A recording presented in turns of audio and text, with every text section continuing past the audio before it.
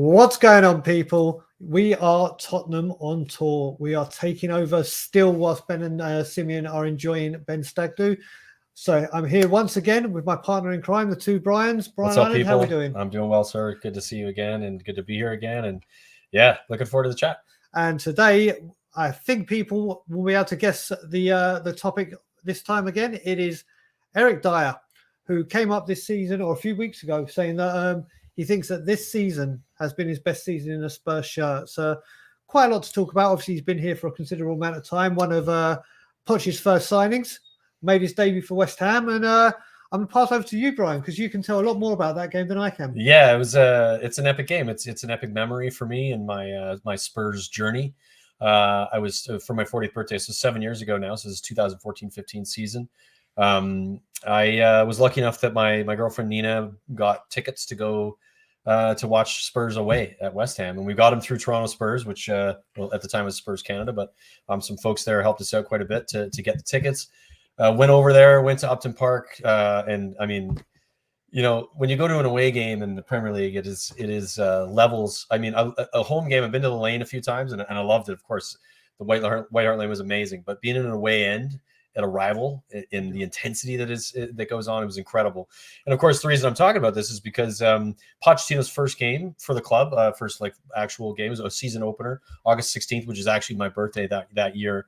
And Eric Dier in the 92nd minute scores a winner. What the hell was Eric Dier doing in that position in the first place? Incredible goal.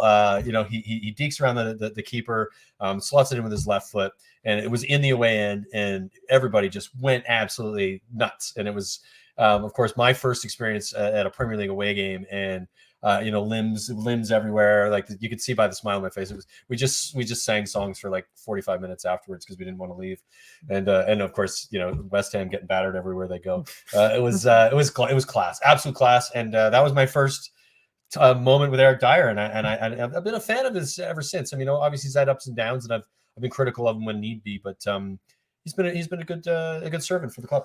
So yeah, I mean, also you talk about your first away game. I mean, my first one was Villa, and I can remember it very very vividly. But also, it's the season opener, like you said. So it's a season opener, a very big rival, and your birthday. And Pochettino's first game. Eric Dier's first game. Eric Dier scores an assist from Harry Kane. Yeah, all right. I forgot about that. It was Harry Kane who passed him the ball. So yeah, I mean, and obviously he started that game at right back. And the first thing we need to talk about before we talk about is this his best season. He's been kind of a jack of all trades, hasn't he? We played him across the defense. We played him in the midfield. Never really commanded a position. Kind of a position was found for him, as opposed to saying, right, this is me. This is my position.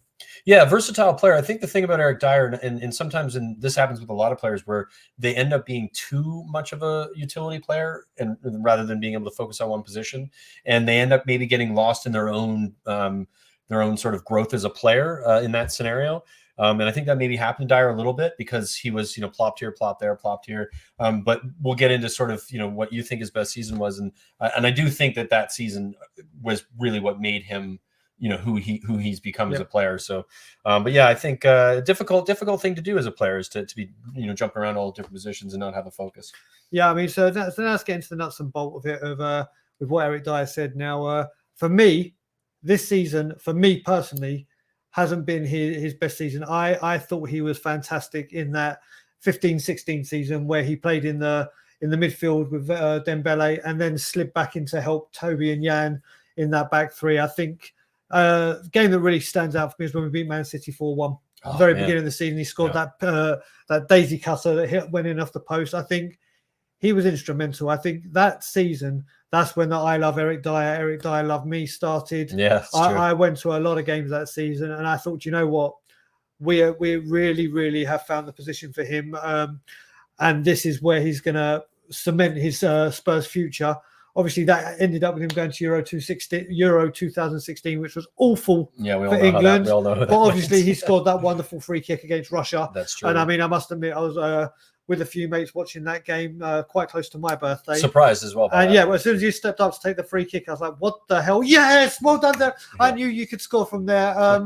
But yeah, I think that season was fundamental. And if I remember, he started the next season, but then obviously with Wanyama there, and then injury started. But for me, he had a pretty big injury after that. I think that kept him out for a while, and that was sort of unfortunate. Now I would agree with you. I like up until this season, I think that was his best season at Spurs, and it wasn't even close. Like, he was so instrumental, as you said, in that position. The way Pochettino was playing with the wing backs flying up, and then he would sink into a 3, so you'd almost have play with 3 at the back when we were defending. So he added to that what was the best defense in the league for 2 seasons in a row. He was a big instrumental part of that. But I do think that does play into sort of what he's now doing this season, because he's literally playing that position. He's now fallen into that position as in the 3, but it is static there, and the wing backs are still going up, but it's in a different system, in a 3-4-3.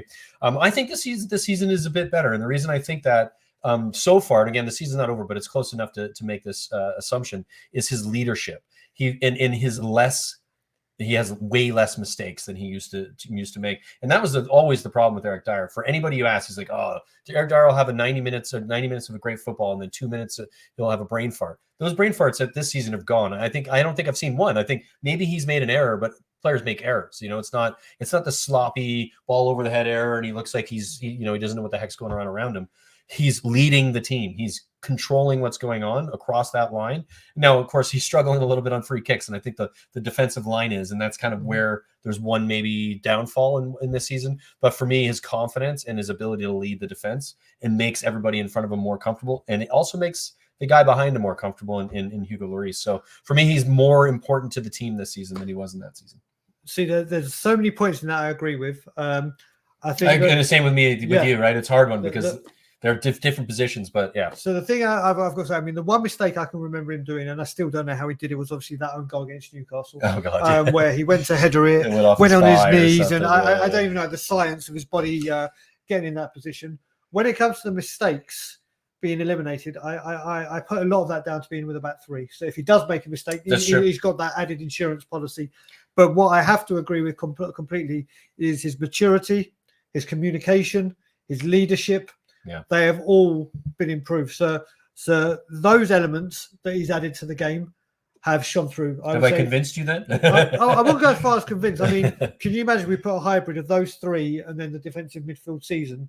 You'd have one hell of a all-round player. I mean, this season I've been very impressed with him. And obviously what I did notice as well is when Romero got injured and we saw that it was going to be Davies, Dier and Sanchez, that's when you saw how vital he's become. To quickly add to that, when he got injured, what happened to the back line was even worse, because he was so integral to making sure Davies, I think, is relatively fine for the most part on his own, but Sanchez not so much. Exactly. I mean, you look at it, and like you said, it showed huge character, because when Romero was out, he's always had he's always had Vertonghen and Toby by him.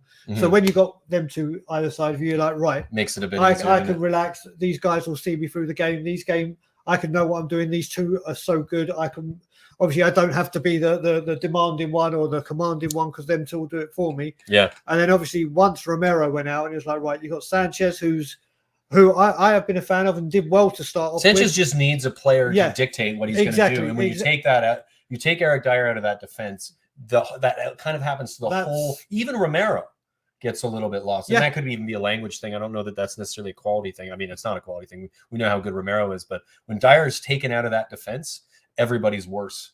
And that says to me that he's stepped up his game massively. Yeah, I mean, on those parts, all good. And I'll tell you one thing. I mean, we'll have this. Was only going to be a short video anyway, so let's in closing.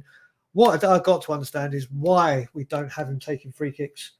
It's an odd one, isn't it? Yeah, because he does step up and take them, and when he does take it may not be they're on target. I know. I struggle with this a little bit, because just because they're on target doesn't make them good. He's got to beat the keeper, and he doesn't beat the keeper. At least I get. What we're dealing with here is the fact that Harry Kane is the other one who takes the free kicks, and he's missed. He's had scored 1 in 62. So Joe, a fun record. It's a bit of a sad state of affairs. I'm just to bring this up now, because there was a fun record that someone sent me, and I sent it to our group. It just goes to show that Harry Kane is going for all the records possible, because Harry Kane is just one unsuccessful free kick away from equaling the record of most free kicks taken with by a player without scoring. So getting back to Eric Dier, please start taking free kicks. Exactly. At least you've scored on one. I mean, Harry Kane has, but it was due to a deflection against Aston Villa many eons ago. In Pochettino's first season as well. Yep. Was that same, or no, it was the season? Yeah, was that same season earlier that season? Same season. So yeah, I think Eric Dier deserves a lot of praise. I know that he, most of us, including myself, before this season started, I think we were done with him, right? I think most fans were like, get him out, he's done, he's dead wood, like all the other dead wood. It's time to move him on. He's been with the club for a long time, but he's shown, and I think again, this is another reason why I think this is his best season, because despite being put in that position of not being good enough, he's shown that he is. And he's shown that he should be leading the team from the back. So I've found that with Eric Dier, I haven't been. There's been a few occasions where I've been very close to saying, right, that's it, I've had enough, get him out. Yeah, I have said it. With him, I actually haven't. I've wanted better for him. I mean, I actually thought after what happened in the FA Cup with Norwich when he went storming up the ground, I thought that might have been goodbye. You're not allowed here anymore. Or sorry, we can't tolerate this. We're selling you. But he tells a good story about that, though, and I recommend going out to if you can find it online. He gets interviewed and he's asked about what happened there, and it's telling, and it's not as he says it in the All or Nothing documentary. Yeah, he does a little bit in there, but there's more detail in it in the full interview, and it's worth a watch for sure. So yeah, so that's it, guys. But what we'd love to know is, do you agree with me being the 2015-2016 season, or do you deal with the so-called Brian I? With this season being his best season? But we'd like to know, maybe you've got another season or favorite Eric Dier moment, or is Eric Dier good enough to be leading the team next season? There's a lot of conversation. Tell us what you think in the comments. Yes, yay or nay on the best season, yay or nay on Brian's choice, and we'll take a look at the comments and see what you guys think. And yeah, just first of all as well, I forgot to say it in the last video, there is a hyperlink in the description to follow us at Tottenham Tour with Adam Clark and Danny Kiriakou. I'm not going to sing it because it's a short video today.